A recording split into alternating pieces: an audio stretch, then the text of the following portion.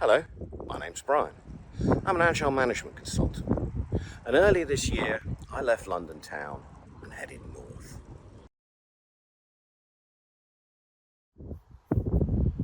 Welcome to Yorkshire. Agility, once you've stripped back all the principles and processes, really just is solving the problems in front of you. And a good mentor of mine, when I was new to consultancy, their mantra was always show, not tell. Now, this place is very nice, but some of the interior decoration isn't quite what we'd want. So I thought I'd show how I'm using the Agile principles to change this place and make it mine. Oh, and it turns out flat caps, they're not obligatory in Yorkshire. Previously, I've been sorting out the physical state of the garage, turning it into a workshop.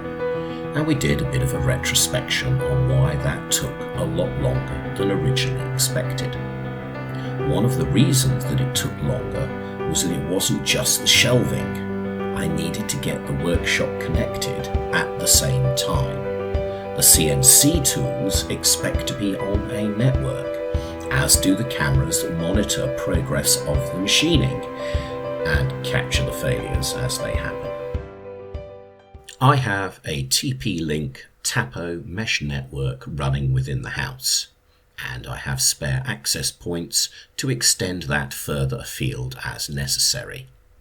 When fitting out the garage, I even left back boxes for the RJ45 and power connections that the access point will need. Whilst agility is about solving the problems as you encounter them, it's not making it up as you go along. The first problems to solve are, what's the vision? Where are we trying to get to? What's a rough strategy for getting there? That strategy ought to highlight any standards or regulations that we need to adhere to. Then you're in a position to start refining all the detail.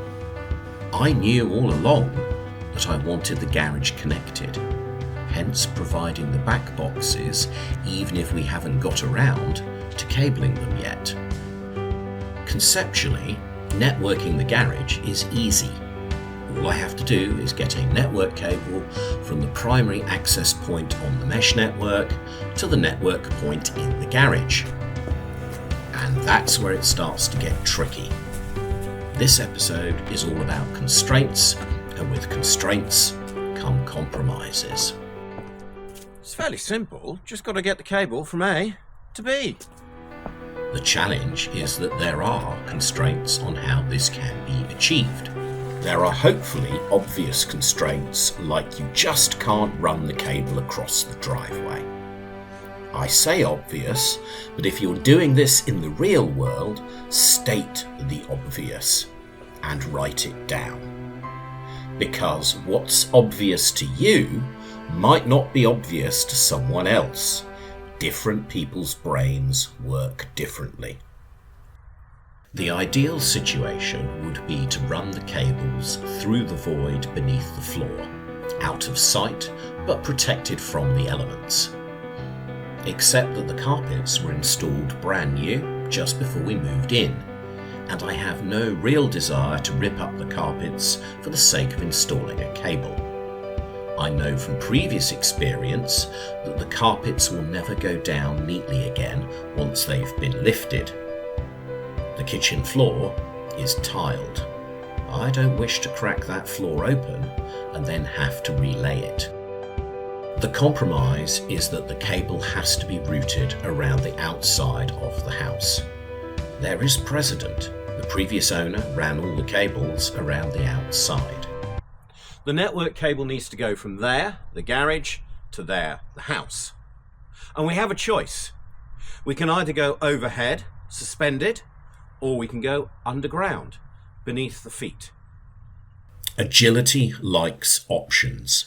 It can investigate options, run experiments to determine which is the best option. Over is unsightly and runs the risk of being caught by stuff being moved around the side of the house. Plus, I can't just hang the network cable across. It should be properly supported on a suspension cable, and the suspension cable needs to be secured at either end. And it's not immediately clear what it can be secured to. Under. But how? The only way to know is to see if the paving stones can be lifted and a route found.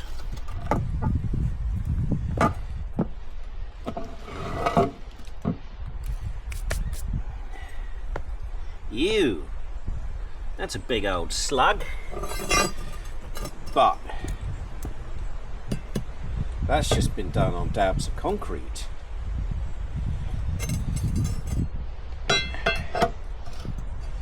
So we can run the cable through the middle. That'll be on dabs of concrete.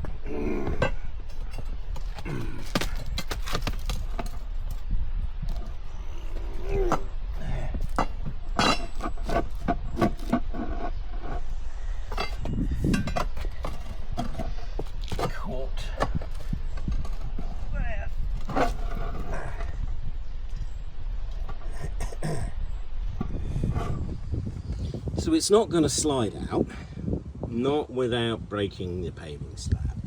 Too tightly wedged in on the curbstones, they have probably tilted over like that, pushed by the tarmac. But there is a hole there, and there's a gap underneath.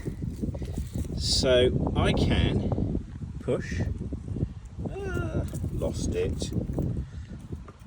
I can push this cable through, and with a bit of wiggling, it'll appear in that hole. Bring the cable up through the notch and then run it around the side of the house. There is precedent for this. Lots of other cables for phones and floodlights are tacked around the outside of the house. Not as neat and tidy as I would personally like, but I'm willing to compromise as I can't lift the floors to run the cable internally, and I can't tear up the driveway to run the cable beneath the driveway.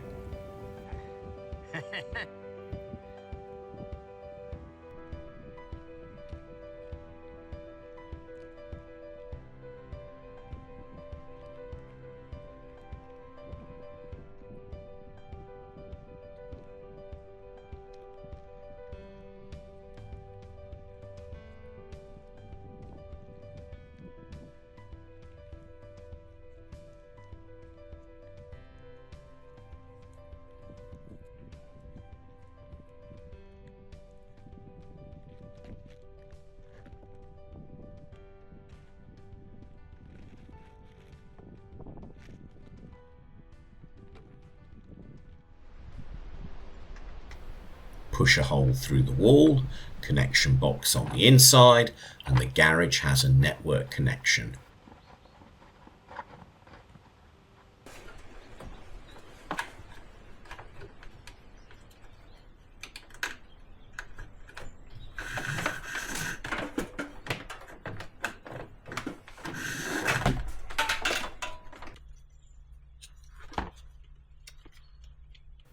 Fixing the mesh unit to the wall is the final step. Connecting. Go green. Go green. Go green.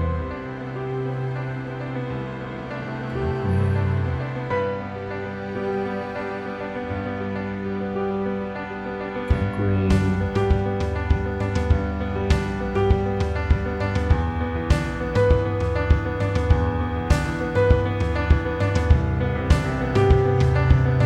Yay!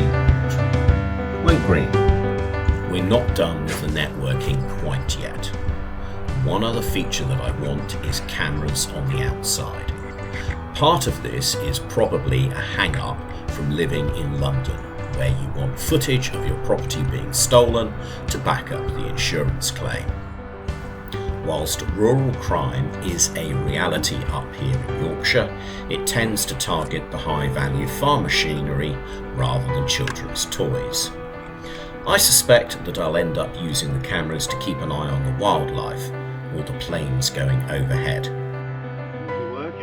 Still, the benefit is you can see what's going on, even if it is rabbits.